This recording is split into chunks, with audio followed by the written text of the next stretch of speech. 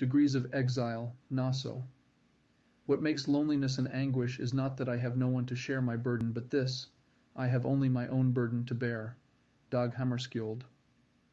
The Torah reading of Naso, among many other things, touches on exiling people of different status from the encampment of Israel.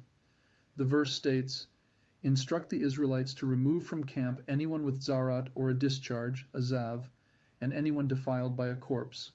Remove male and female alike. Put them outside the camp so that they do not defile the camp of those in whose midst I dwell."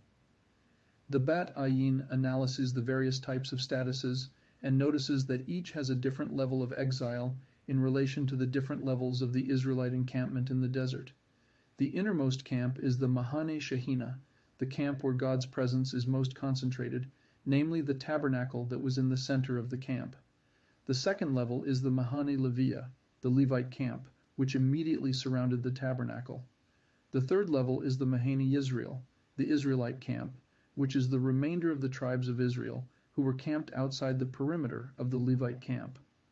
A person who was afflicted with Tzaraat, typically associated with grave interpersonal sins like gossip mongering, is exiled from all three camps. They are completely exiled from the tribes of Israel. A person who sins in that fashion, at the time of sinning, is as if they are saying, "I have no part in Israel." Hence their symbolic physical exile from the dwelling place of the nation.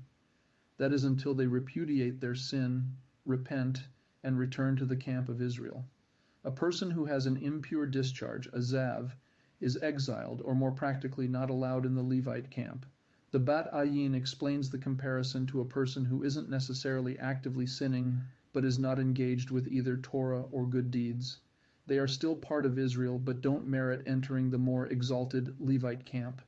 A person who has come in touch with a corpse is allowed in the Levite camp, but is not allowed in the Machane Shechina, in the area of the tabernacle. This person is compared to someone who is not an active sinner and is engaged in Torah and good deeds. However, their mind and their spirit are not in regular communion with God. Only a person who has God constantly on their mind merits to dwell in the innermost camp of God. That level of communion is hinted at in Psalm 16:8. I will place God in front of me always.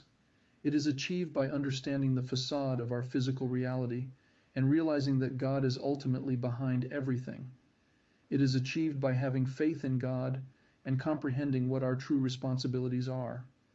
It is achieved by remaining focused on what acts have eternal significance and which are of fleeting value.